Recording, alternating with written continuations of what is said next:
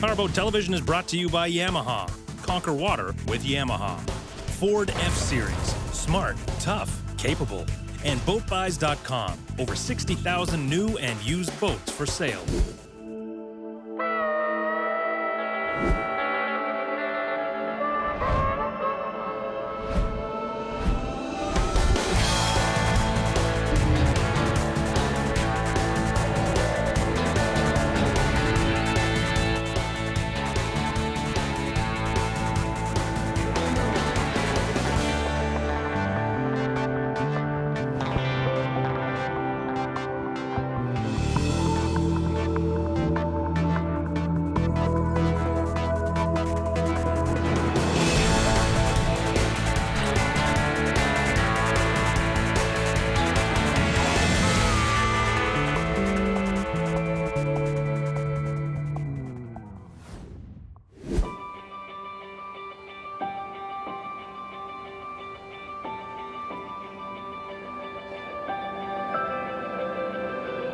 When I think about the city of Trenton, the first thing I think about is an Air Force base, because there's a big one right next door.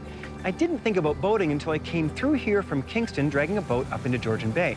High water levels on the Trent that spring caused us a bit of a delay. But that delay provided us a glimpse into a destination that is quite unique in several ways. Now, Trenton's located in the Bay of Quinte, and that means it's centrally located to 3 different boating destinations. You can head out the Murray Canal and be in Lake Ontario in less than an hour. Or, behind us, you can head east and go to Kingston, which will get you the Rideau Canal. Or just up the river, about a mile, is the lock number 1 on the Trent-Severn Waterway. So, when Princecraft mentioned they had a brand new Vogue 27SX for us to test, I thought it just might be the perfect boat to go back and explore a bit more. Big cruisers are relatively self-sufficient, at least between pump-outs. The key to longer excursions in a smaller boat is finding a comfortable marina for overnight mooring. What makes Trenton an even more attractive boating destination is the Trent Port Marina. This 3-year-old municipal marina is a destination in its own right. While the marina has 374 fully serviced slips that can accommodate boats up to 100 feet in length, it is the facility and services that are special. Wandering around, it feels more like a resort than a typical marina, with its beautiful gardens, sandy beach areas, and covered patio. We asked lead hand Andrew Belay to fill us in on some of the details that make Trent Port so special. The inside of the facility is absolutely immaculate. We have a private boaters lounge, a free laundry facility, and lock compartments, which make our facility one of the safest on all the waters. And I think that that's a huge thing for boaters that come in here, not only local, but international as well. Stay on a boat long enough and you'll appreciate any shower you can get. But Trent Port's 9 individual shower pods are something else entirely. With our facilities, not only do we have GFI receptacles inside, but we have our toilets, our sinks, rain shower head showers, along with beautiful backsplashes, pane cedar doors, and having 9 of them is really unique in its own sense. So that's really the pride of our building, and they're not just washrooms, they're real pods that you have multi-purpose spaces in there. Not only is the facility super clean, but is well stocked with a floating channelry right on site. Need something for the boat? No problem. Feeling a little munchy? There's even a canteen on site. Our canteen's amazing. We do local Kawartha dairy ice cream along with a lot of other local products. It's amazing. We try to open it every day from 11 to 7, and it's quite a busy spot. It's some of the best ice cream on the water, so come and have a scoop with us. With Trent Port officially our home base for a couple of days, it was time to take the Vogue for a spin. Since the sun was shining, we pointed the bow south and headed for the canal. This is the Murray Canal, and if you're going to go to Trenton or lock number 1, you're coming from the middle of Lake Ontario, this journey will save you about 150 kilometers or more to get to Trenton. And that's because to get to Trenton without the Murray Canal, it's a long, long way all the way around into the Bay of Quinte. So this is a bit of a shortcut. Connecting Presqu'île to the Bay of Quinte, the idea for this 8-kilometer-long canal dates back to the late 1700s. Since the Rideau and Welland canals were considered more important for commercial traffic, construction on the Murray didn't start until 1882. Today, the canal is primarily used for recreational traffic, and it remains quite scenic with 2 swing bridges operated by Parks Canada. It was great of Princecraft to lend us a boat to tour around with, and boy did they hook us up. By the very definition of the word, the Vogue is a solid representation of today's prevailing pontoon fashion and style. The Vogue series from Princecraft is their top-of-the-line boat, and there are 3 models in the 27-foot length. This is a new version called the SX. And it's basically a 27XT with the bar removed and 2 swiveling chairs taking its place. And this change comes directly from customer feedback saying they wanted the layout. They wanted to keep the galley and the fridge, but they wanted to have a little more room for seating, so the bar came out. And you can see just how much it opens up the layout of this boat. Vogue models come very well equipped, including this select vinyl flooring, which I'm a big fan of. It doesn't get hot in the sun, it's waterproof, and it's very much stain resistant. But most important, it's really, really comfy on the feet. In typical pontoon fashion, there is plenty of storage under the lounges, below deck, and under the console. The fiberglass helm console on a Vogue is super premium, with big analog gauges behind the wheel and a secondary Simrad LCD screen offset to starboard. And I really like the raised footrest below, with an integrated EVA foam mat. These are nice touches worth paying a little extra for. This particular 27SX is the Sport Edition, which means it has the Sport Edition logos on both sides, a color-coordinated snack table, the premium upholstery, LED lighting on the floor, pontoon logs, speakers, and even the fixed cup holders. This SX also has the premium package, which includes the high-end sound system with the powered subwoofer, an additional armrest, and the raised fiberglass helm. We even have a pop-up enclosure for a small head with a 9.8-liter holding tank.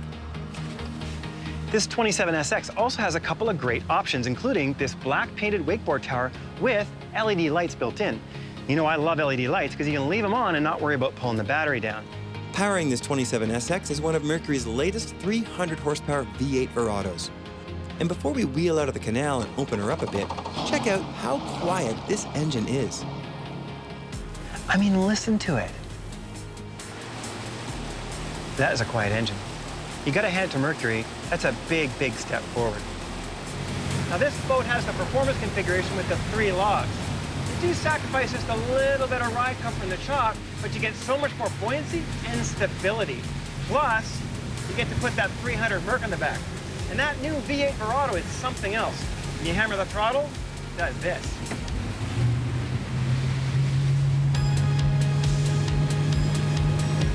That engine package on a pontoon boat like this is perfect. It's quiet and powerful. You have all the performance capability to go wakeboarding, water skiing, or pull a tube, but none of the noise associated with an older engine. Handling is typical for most triple logs that aren't offset.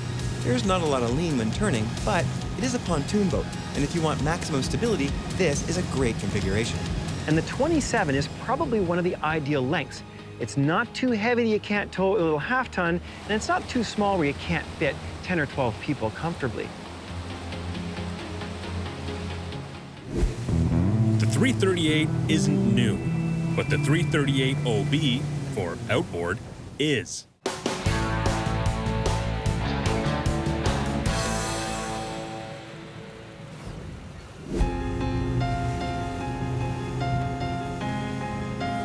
The 338 isn't new, but the 338 OB, for outboard, is.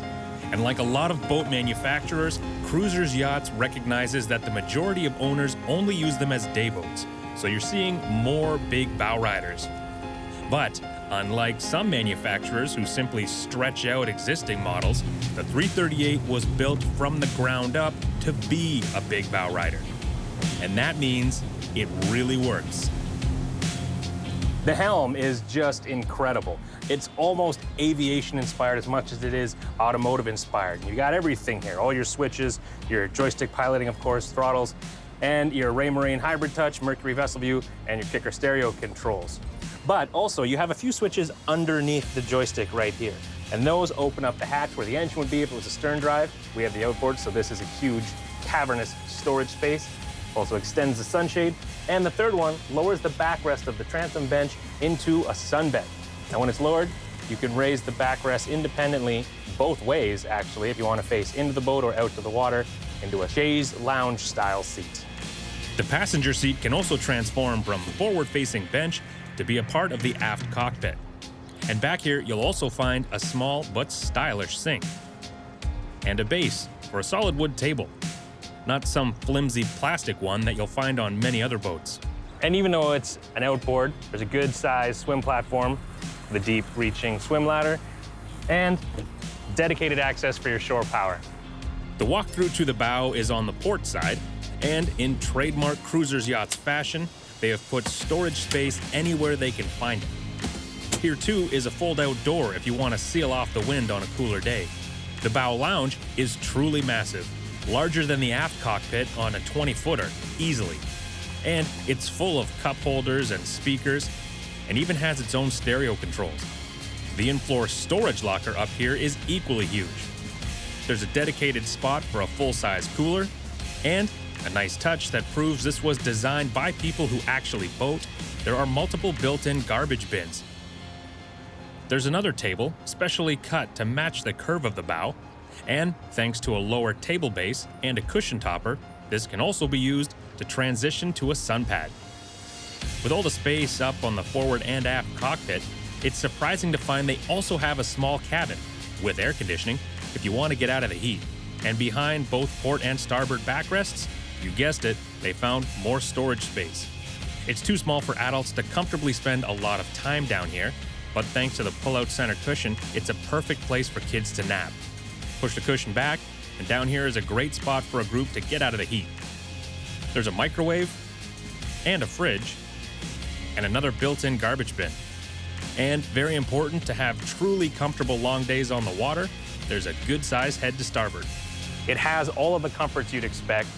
It runs like stink. It looks amazing, and it's actually really comfortable, both down below, forward, aft, anywhere you want to sit. They've done a really good job trying to make the ultimate big day boat. If you're someone that wants to spend a lot of time aboard or weekend a fair bit, this is not the boat for you. But if you are that vast majority of boater that only day boats and you boat in bigger water, something like this might be perfect for what you're looking for.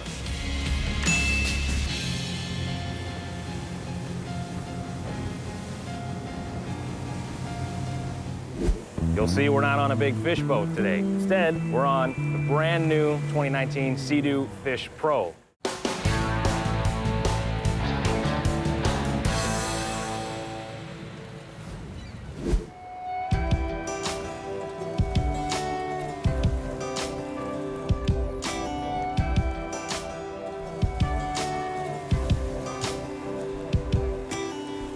We're out here on a beautiful, nice, warm, sunny Florida day at the Sebastian Inlet. Now, this place is renowned for its sport fishing.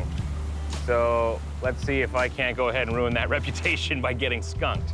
You'll see we're not on a big fish boat today. Instead, we're on the brand new 2019 Sea-Doo Fish Pro. We'll give it the full once-over in a bit, but first, let's see if we can get some fish. Whoop. Clearly, this is a popular area, so we've come to the right spot. Okay, we're in 9.5 feet of water. I've decided to name my bait Gil, because I like to know who I'm working with. But so far, his performance has been subpar. And, you know, this will certainly be reflected in his annual review. And with it being so stable and you can sit on the side, like you're confident doing single-hand maneuvers, you have to reset and everything. Come on, Gil. Let's do this thing. I believe in you. So far, so nothing.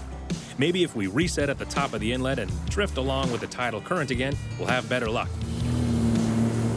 Ah, that cormorant got a fish. Thanks to the flattened bench sheet, not only can you sit sideways, you can, well... Fishing is hard work, you see. Okay, an hour in and nothing. So let's reset one last time. I even tried trolling, using the trolling mode that sets from 1 to 10 miles per hour with the push of a button and hold your speed there. But still, nada. Chatting with some of the other anglers around here, we find everyone is getting skunked. Must be the cold weather that was down here the previous week that's now back to hot and sunny. Who knows? We even went into the shallow areas, a benefit of the Sea-Doos and their minuscule draft. Okay, so we had no luck in here. Our camera boat is too small to deal with that, but my guide insists the fish are biting out there, so... I'm gonna kill the mic to save it from what's sure to be a wet ride, and I'm gonna follow my guide like a duckling following mama. and head out through the churning waves into the Atlantic. Biggest waves I've tackled on a PWC, and if I may say so, I did great. Well, mostly great. Oh man, but out in the Atlantic, there was monster after monster. So big they wouldn't fit in the cooler.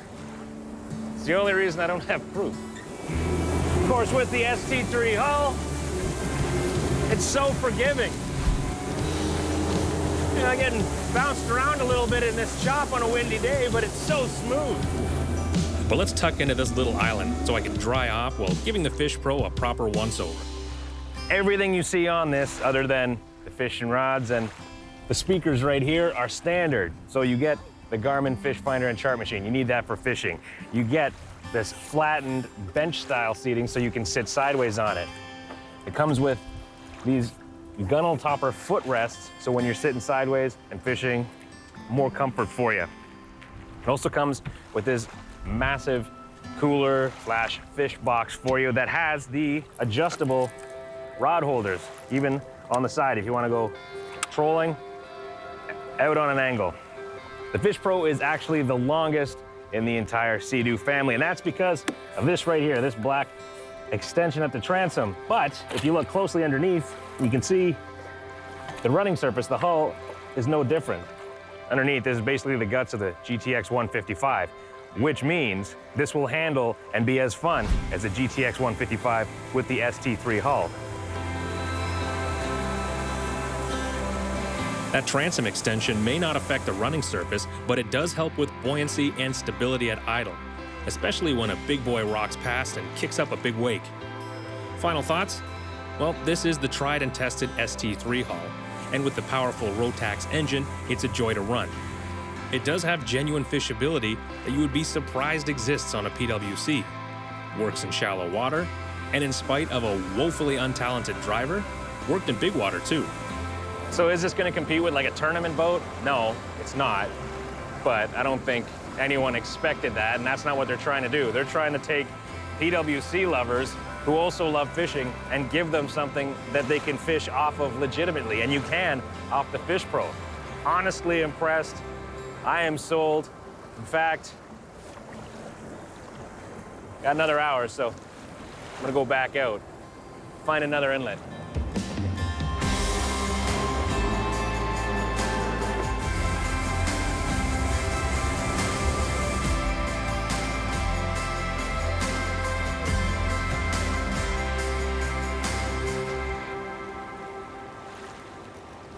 Originally planning to take the pontoon through a few locks, local marina resident Ozzie Bell offered us a tour of the river on his trawler.